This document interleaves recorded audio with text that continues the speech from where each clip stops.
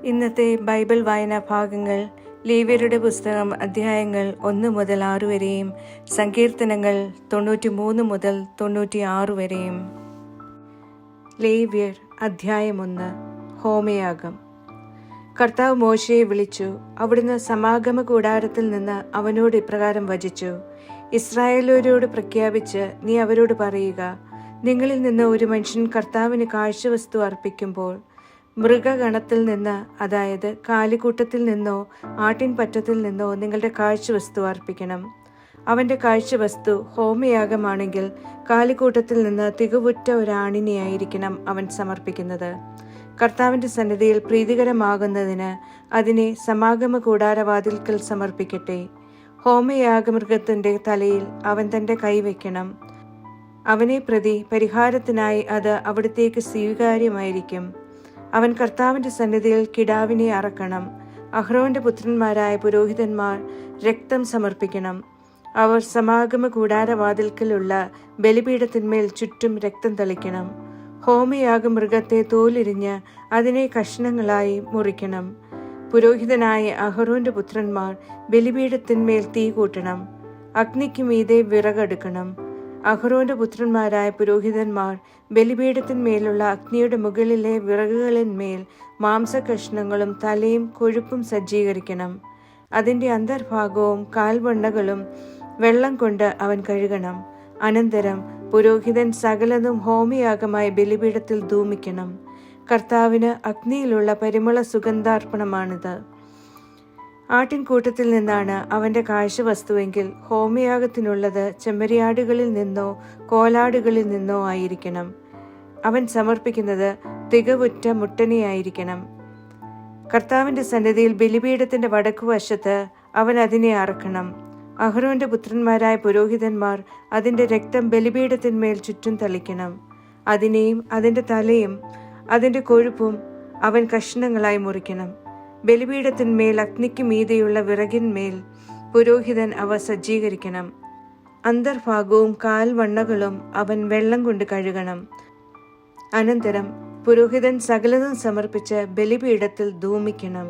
അത് ഹോമയാഗമാണ്, കർത്താവിന് അഗ്നിയിലുള്ള സുരഭില പരിമളാർപ്പണം.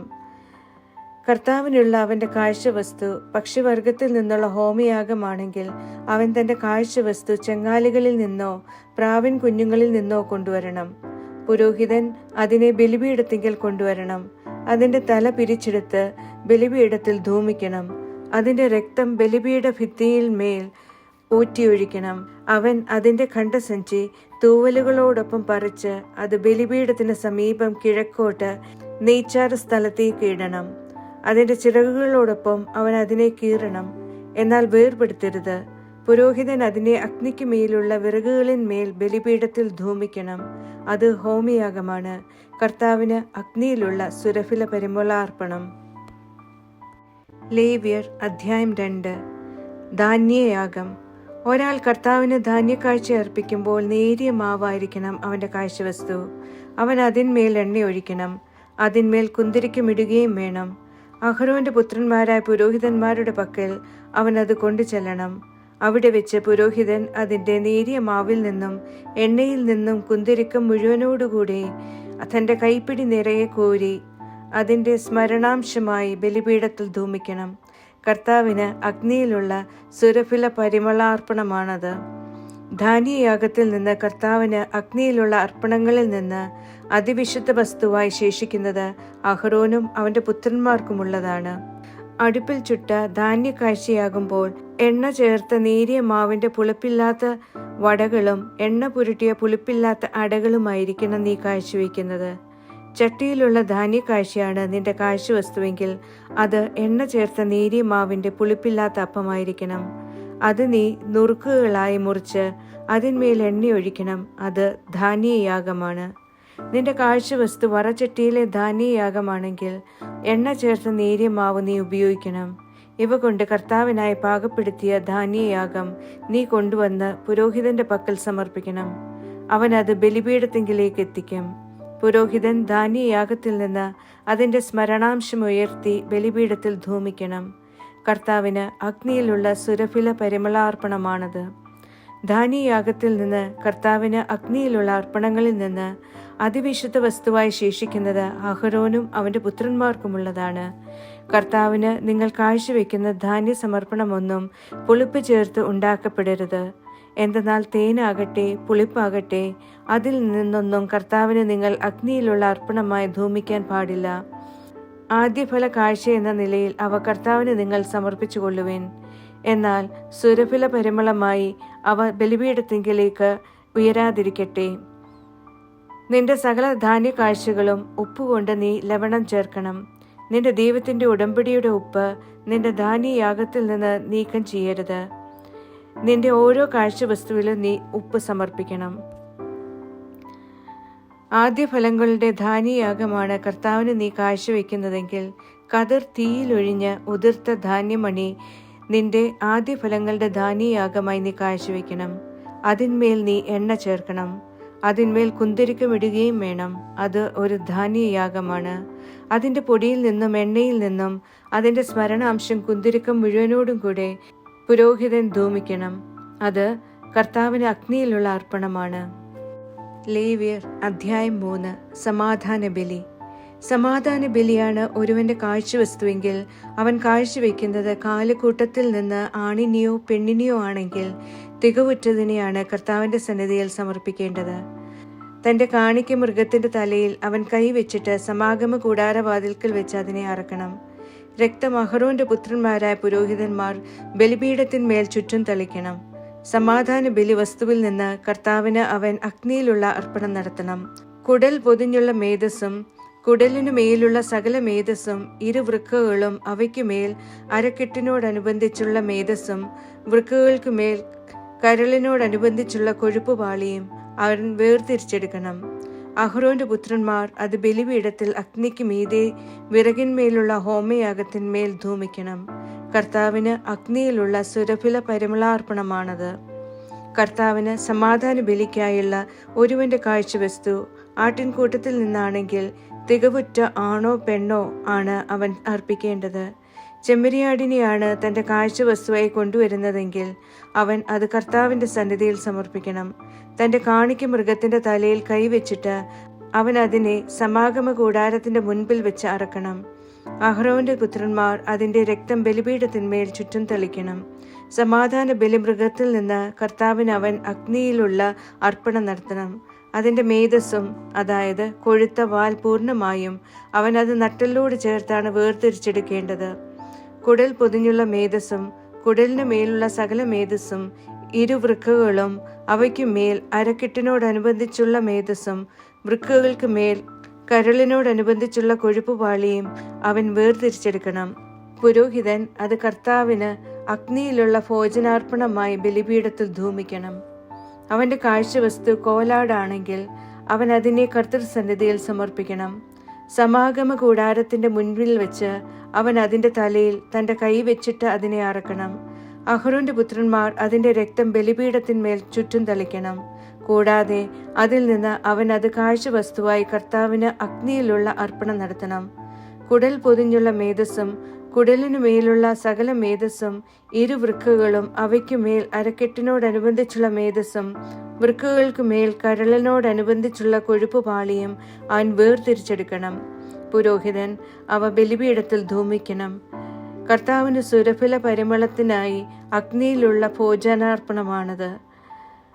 മേധസ് മുഴുവൻ കർത്താവിനുള്ളതത്രേ. ഒന്നിന്റെയും രക്തവും ഒന്നിന്റെയും മേധസ്സും നിങ്ങൾ ഭക്ഷിക്കരുത്.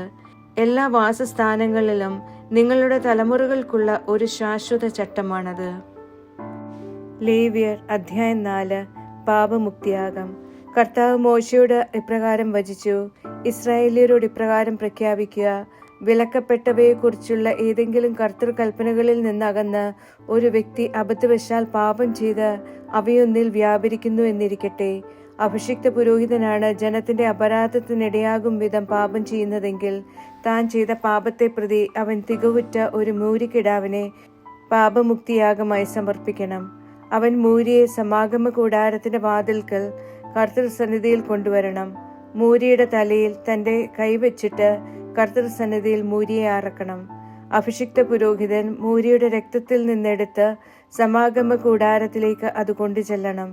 പുരോഹിതൻ തന്റെ വിരൽ രക്തത്തിൽ മുക്കി കർത്തൃസന്നിധിയിൽ വിശുദ്ധ സ്ഥലത്തിന്റെ തിരശ്ശീല മുഖത്ത് 7 പ്രാവശ്യം കുറച്ച് രക്തം തൂകണം. തുടർന്ന് പുരോഹിതൻ സമാഗമ കൂടാരത്തിലുള്ള കർത്തൃസന്നിധിയിലെ പരിമള ധൂപന ബലിപീഠത്തിന്റെ കൊമ്പുകളിന്മേൽ കുറച്ച് രക്തം പുരട്ടണം. അനന്തരം സമാഗമ കൂടാരവാതിൽക്കലുള്ള ഹോമ ബലിപീഠത്തിന്റെ ചുവട്ടിൽ മൂരിയുടെ രക്തം മുഴുവൻ ഒഴിക്കണം. പാപമുക്തിയാകത്തുള്ള മൂരിയുടെ മേധസ് മുഴുവൻ അതിൽ നിന്ന് മാറ്റണം. കുടൽ പൊതിഞ്ഞുള്ള മേധസ്സും കുടലിന്മേലുള്ള മേധസ് മുഴുവനും ഇരുവൃക്കുകളും അവയ്ക്കുമേൽ അരക്കെട്ടിനോടനുബന്ധിച്ചുള്ള മേധസ്സും വൃക്കുകൾക്കുമേൽ കരളിനോടനുബന്ധിച്ചുള്ള കൊഴുപ്പുപാളിയും അവൻ വേർതിരിക്കണം. സമാധാന ബലിക്കുള്ള കാളയിൽ നിന്ന് മാറ്റപ്പെട്ടതിനെ എന്ന പോലെ അവ ഹോമ ബലിപീഠത്തിന്മേൽ പുരോഹിതൻ ധൂപാർപ്പണമാക്കണം. എന്നാൽ മൂരിയുടെ തോലും അതിന്റെ തലയിലെയും കാൽവണ്ണയിലെയും മാംസം മുഴുവനും ആന്തരാവയവും ചാണകവും മൂരിയെ അപ്പാടെ പാളയത്തിനു വെളിയിൽ നെയ്ച്ചാരമിടുന്ന ശുദ്ധിയുള്ള സ്ഥലത്ത് കൊണ്ടുവന്ന് വിറകിന്മേൽ തീയിൽ ദഹിപ്പിക്കണം. നെയ്ച്ചാരം തള്ളുന്ന സ്ഥലത്ത് തന്നെ അത് ദഹിപ്പിക്കപ്പെടണം. ഇസ്രായേൽ സമൂഹം മുഴുവനും അബദ്ധം കാട്ടുകയും അക്കാര്യം സംഘത്തിന്റെ ദൃഷ്ടികളിൽ നിന്ന് ഗുപ്തമായിരിക്കുകയും ചെയ്യുന്നുവെന്നിരിക്കട്ടെ. അതായത് ചെയ്യപ്പെടരുതാത്തവയെക്കുറിച്ചുള്ള സകല കർത്തൃകൽപ്പനകളിൽ നിന്ന് ഒന്ന് ലംഘിച്ച് അവർ കുറ്റക്കാരാകുന്നെങ്കിൽ അതിനെതിരെ അവർ ചെയ്ത പാപം തിരിച്ചറിയുമ്പോൾ സംഘം ഒരു മൂരിക്കിടാവിനെ പാപമുക്തിയാഗമായി കാഴ്ചവെക്കണം. അതിനെ അവർ സമാഗമ കൂടാരത്തിനു മുമ്പിൽ കൊണ്ടുവരണം. കർത്തൃസന്നിധിയിൽ വെച്ച് സമൂഹ ശ്രേഷ്ഠന്മാർ മൂരിയുടെ തലയിൽ കൈകൾ വയ്ക്കണം. കർത്തൃസന്നിധിയിൽ അവൻ മൂരിയെ അറക്കണം.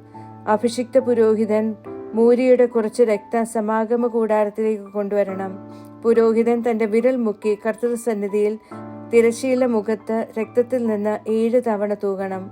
അവൻ സമാഗമ കൂടാരത്തിലുള്ള കർത്തൃസന്നിധിയിലെ ബലിപീഠത്തിന്റെ കൊമ്പുകളിന്മേൽ കുറച്ച് രക്തം പുരട്ടണം. സമാഗമ കൂടാരവാതിൽക്കുള്ള ഹോമ ബലിപീഠത്തിന്റെ ചുവട്ടിൽ മുഴുവൻ രക്തവും ഒഴിക്കണം. അതിന്റെ മേധസ് മുഴുവൻ അതിൽ നിന്ന് മാറ്റി ബലിപീഠത്തിൽ അവൻ ധൂമിക്കണം. പാപമുക്തിയാഗത്തിനുള്ള മൂരിയോട് ചെയ്തതുപോലെ ഈ മൂരിയോടും അവൻ ചെയ്യണം. അങ്ങനെ തന്നെ അതിനോട് ചെയ്യണം. പുരോഹിതൻ അവരെ പ്രതി പരിഹാരം ചെയ്യുമ്പോൾ അവരോട് ക്ഷമിക്കപ്പെടും. അനന്തരം ആദ്യത്തെ മൂരിയെ ദഹിപ്പിച്ചതുപോലെ ഈ മൂരിയെയും പാളയത്തിന് വെളിയിൽ കൊണ്ടുപോയി ദഹിപ്പിക്കണം. ഇതാണ് സംഘത്തിന്റെ പാപമുക്തിയാഗം.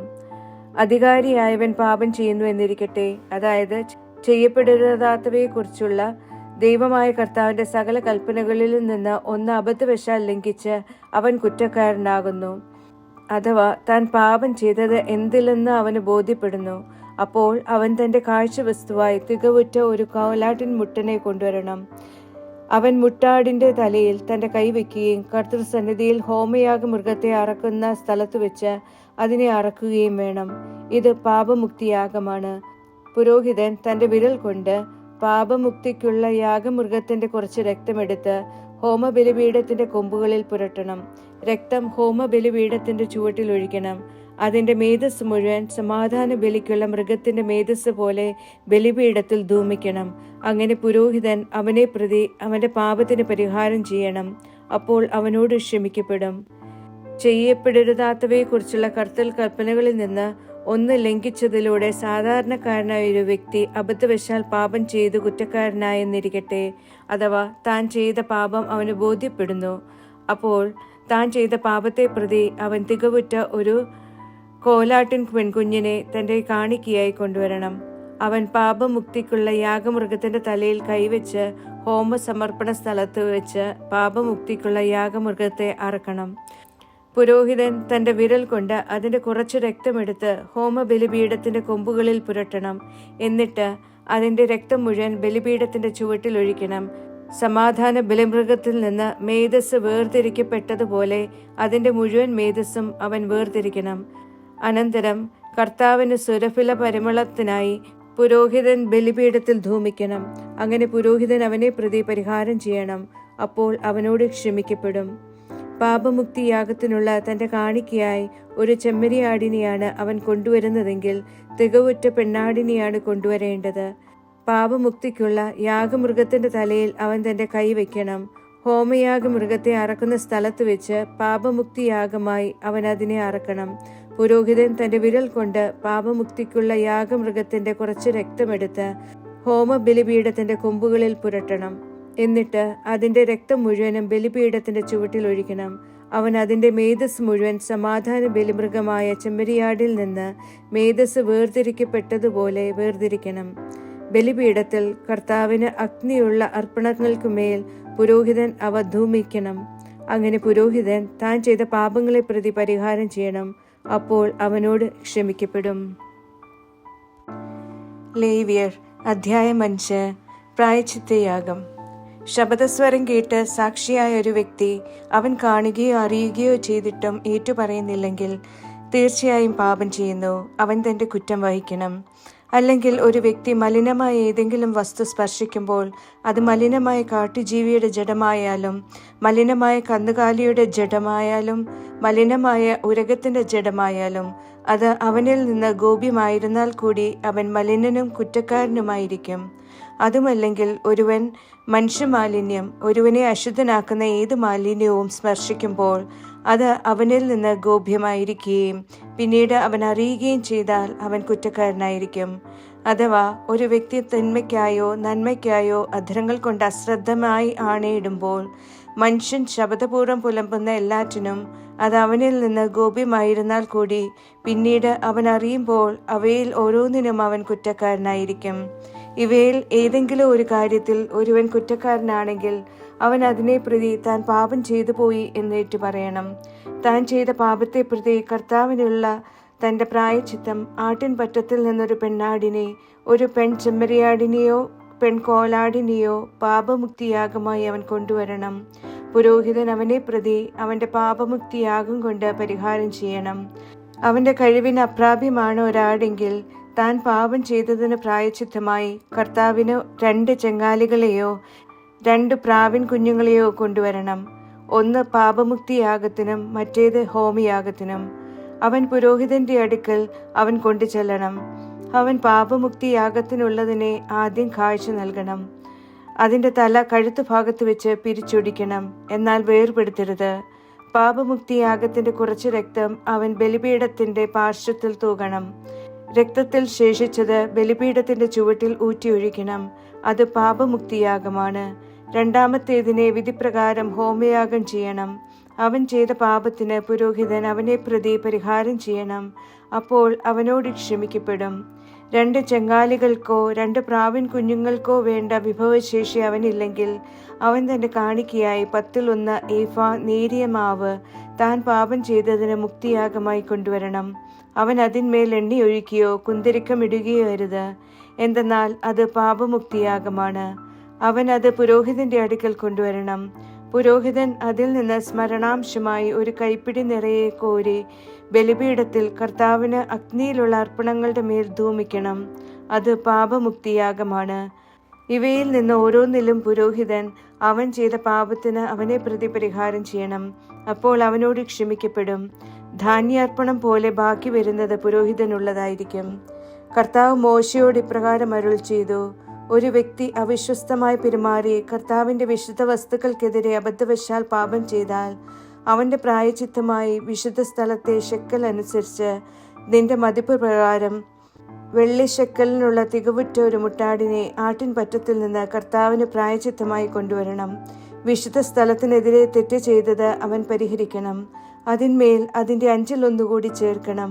അവനത് പുരോഹിതനെ ഏൽപ്പിക്കണം. പുരോഹിതൻ പ്രായശ്ചിത്ത യാഗത്തിനുള്ള മുട്ടാടിനെ കൊണ്ട് അവനെ പ്രതി പരിഹാരം ചെയ്യട്ടെ. അപ്പോൾ അവനോട് ക്ഷമിക്കപ്പെടും.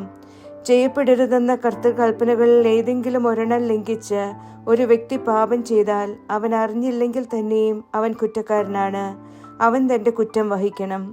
നിന്റെ മതിപ്പ് പ്രകാരമുള്ള തികവുറ്റ ഒരു മുട്ടാടിനെ ആട്ടിൻപറ്റത്തിൽ നിന്ന് പ്രായശ്ചിത്തമായി അവൻ പുരോഹിതന്റെ അടുക്കൽ കൊണ്ടുവരണം.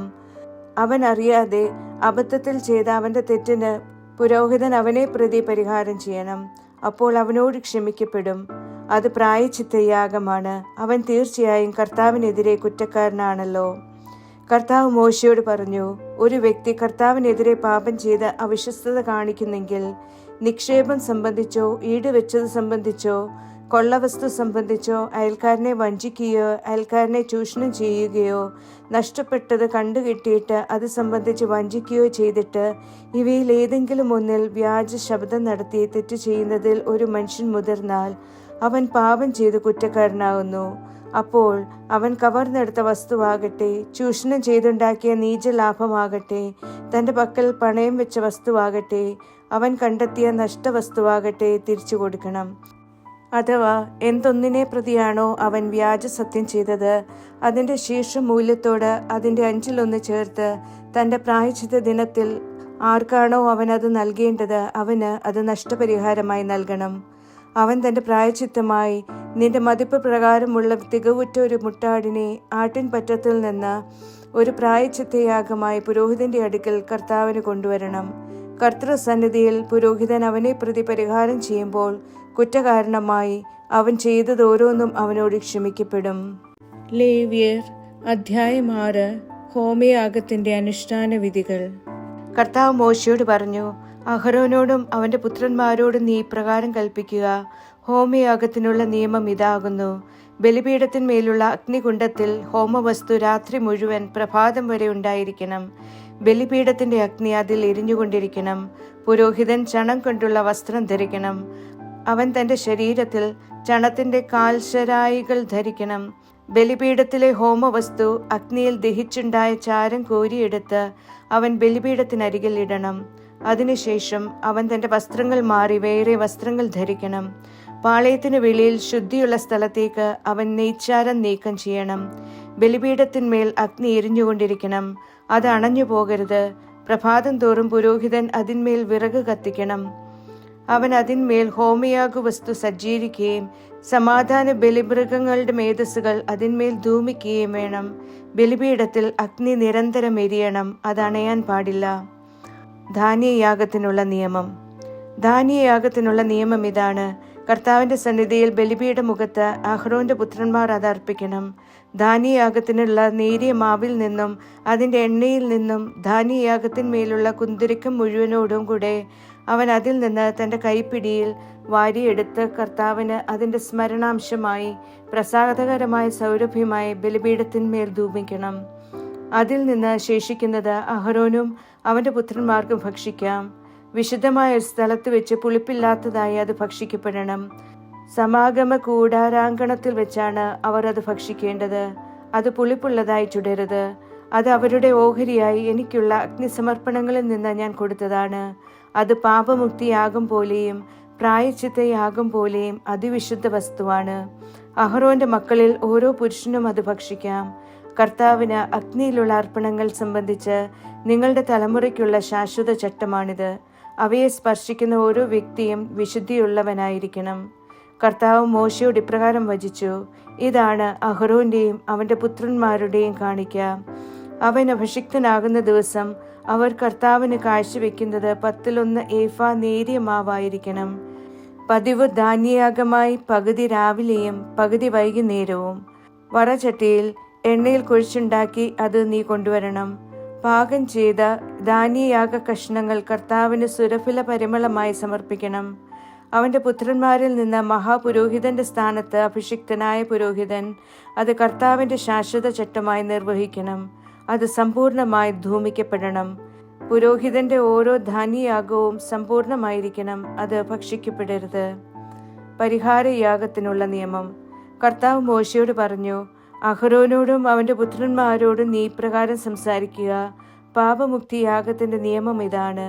കർത്തൃസന്നിധിയിൽ ഹോമയാഗമൃഗം അറക്കപ്പെട്ട സ്ഥലത്തു തന്നെയാണ് പാപമുക്തിക്കുള്ള യാഗമൃഗവും അറക്കപ്പെടേണ്ടത്. അത് അതിവിശുദ്ധ വസ്തുവാണ്. അതിനെ പാപമുക്തിയാഗമായി സമർപ്പിച്ച പുരോഹിതൻ അത് ഭക്ഷിക്കണം. സമാഗമ കൂടാരാങ്കണത്തിൽ വിശുദ്ധമായ ഒരു സ്ഥലത്ത് വെച്ചാണ് അത് ഭക്ഷിക്കപ്പെടേണ്ടത്. അതിന്റെ മാംസത്തിൽ തൊടുന്ന ഓരോ വ്യക്തിയും വിശുദ്ധിയുള്ളവനായിരിക്കണം. അതിന്റെ രക്തത്തിൽ നിന്ന് വസ്ത്രത്തിന്മേൽ തീർച്ചാൽ അതിന്മേൽ തീർച്ചത് വിശുദ്ധമായ ഒരു സ്ഥലത്ത് വെച്ച് നീ കഴുകണം. അത് പുഴുങ്ങാൻ ഉപയോഗിച്ച മൺപാത്രം ഉടയ്ക്കപ്പെടണം.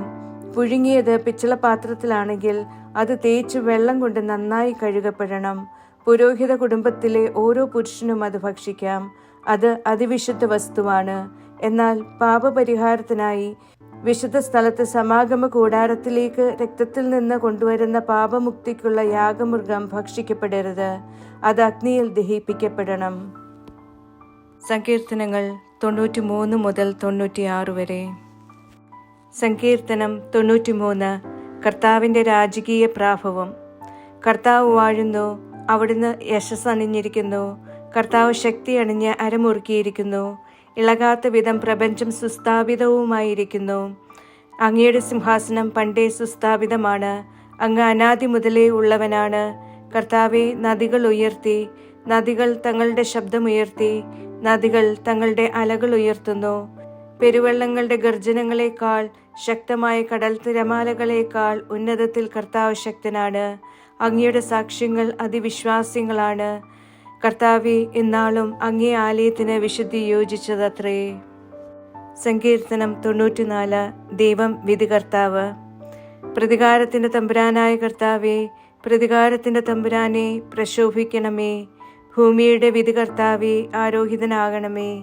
അഹങ്കാരികൾക്ക് തക്ക ശിക്ഷ നൽകണമേ. കർത്താവെ, ദുഷ്ടർ എത്ര നാൾ ആഹ്ലാദിക്കും? അവർ വായാടികളാണ്, വങ്കത്വം സംസാരിക്കുന്നു, ദുഷ്കർമ്മികളെല്ലാം വീമ്പിളക്കുന്നു.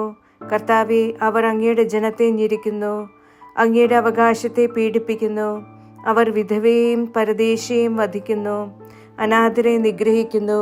അവർ പറയുന്നു, കർത്തൻ കാണുന്നില്ല, യാക്കോബിന്റെ ദൈവം ഗ്രഹിക്കുന്നില്ല. ജനത്തിനിടയിലെ ഭോഷരെ ഗ്രഹിച്ചുകൊള്ളുവിൻ. ബുദ്ധിഹീനരെ, എപ്പോൾ നിങ്ങൾക്ക് ബോധമുദിക്കും? ചെവി പിടിപ്പിച്ചവൻ കേൾക്കാതിരിക്കുമോ? അഥവാ കണ്ണു മെനഞ്ഞവൻ കാണാതിരിക്കുമോ? ജനതകളെ പരിശീലിപ്പിക്കുന്നവൻ ശാസിക്കുകയില്ലെന്നോ? അവൻ മനുഷ്യന് അറിവ് പകരുന്നവനല്ലേ? കർത്താവ് മനുഷ്യന്റെ പദ്ധതികൾ അറിയുന്നു, അവർ ഒരു ശ്വാസമാണല്ലോ. മാനവൻ ഭാഗ്യവാൻ. കർത്തനെ, അവനെ അങ്ങ് പരിശീലിപ്പിക്കുകയും അങ്ങേ നിയമം അഭ്യസിപ്പിക്കുകയും ചെയ്യുന്നത് ദുഷ്ടന് വേണ്ടി കുഴി കുഴിക്കപ്പെടും വരെ അവനെ കഷ്ടകാലത്തിൽ നിന്ന് സ്വസ്ഥനാക്കേണ്ടതിനാണ്. എന്തെന്നാൽ കർത്താവ് സ്വജനത്തെ പരിത്യജിക്കുകയില്ല, സ്വന്തം അവകാശം ഉപേക്ഷിക്കുകയുമില്ല. തീർച്ചയായും ന്യായവിധി നീതിയോളം തിരികെ എത്തും. പരമാർത്ഥ ഹൃദയരെല്ലാം അതിൻ്റെ പിന്നാലെ ഉണ്ടാകും. ദുർവൃത്തരോടൊപ്പം ആര് എന്നോടെതിരിടും? ദുഷ്കർമ്മികളോടൊപ്പം ആര് എന്നോട് ചേർത്ത് നിൽക്കും? കർത്താവ് എനിക്ക് സഹായത്തിനില്ലായിരുന്നുവെങ്കിൽ എൻ്റെ ആത്മാവ് ക്ഷണത്തിൽ മൂകലോകവാസിയാകുമായിരുന്നു. എൻ്റെ കാൽ വഴുതുന്നു എന്ന് ഞാൻ പറഞ്ഞാൽ, കർത്താവെ, അങ്ങയുടെ കാരുണ്യം എന്നെ താങ്ങി നിർത്തും. എൻ്റെ ഉള്ളിൽ ആകുലതകൾ പെരുകുമ്പോൾ അങ്ങേ സ്വാന്തനങ്ങൾ എൻ്റെ ആത്മാവിനെ ഉന്മേഷഭരിതമാക്കുന്നു. ചട്ടവിരുദ്ധമായി ഉപദ്രവം അനയുന്ന മാരണങ്ങളുടെ സിംഹാസനത്തിന് അങ്ങയോട് സഖ്യം ചെയ്യാനാകുമോ? നീതിമാന്റെ ആത്മാവിനെതിരായി അവർ ഒത്തുചേരുന്നു, നിഷ്കളങ്ക രക്തത്തെ അവർ കുറ്റം വിധിക്കുന്നു. എന്നാൽ കർത്താവ് എനിക്ക് കോട്ടയായി തീർന്നിരിക്കുന്നു, എൻ്റെ ദൈവം എൻ്റെ അഭയമായ പാറയും. അവിടുന്ന് അവരുടെ ദോഷം അവർക്കെതിരെ തിരിച്ച് അവരുടെ ദുഷ്ടത മൂലം അവരെ നിർമാർജനം ചെയ്യും. നമ്മുടെ ദൈവമായ കർത്താവ് അവരെ നിർമാർജനം ചെയ്യും. സങ്കീർത്തനം 95. ആരാധനയും അനുസരണവും.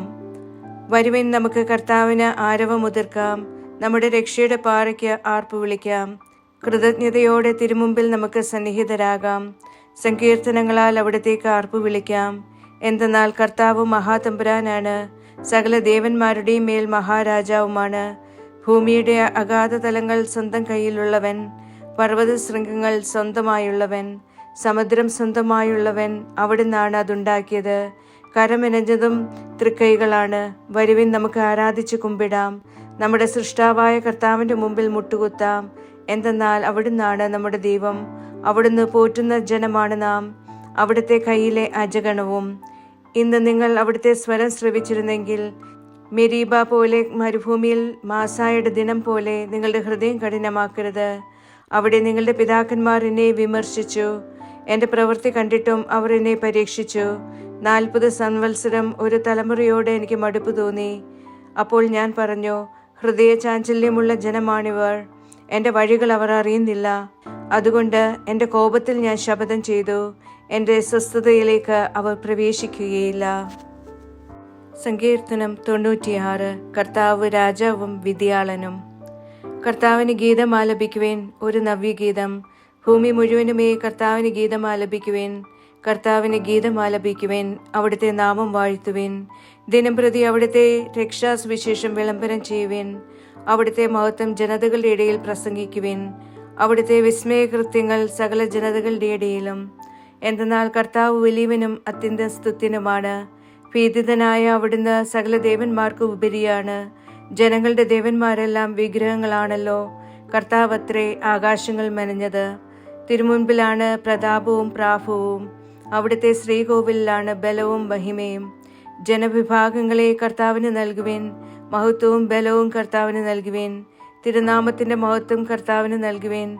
കാഴ്ച വസ്തു സംവഹിച്ച് അവിടുത്തെ അങ്കണങ്ങളിൽ പ്രവേശിക്കുവിൻ. വിശുദ്ധിയുടെ പ്രാഭവത്തിൽ കർത്താവിനെ ആരാധിക്കുവിൻ.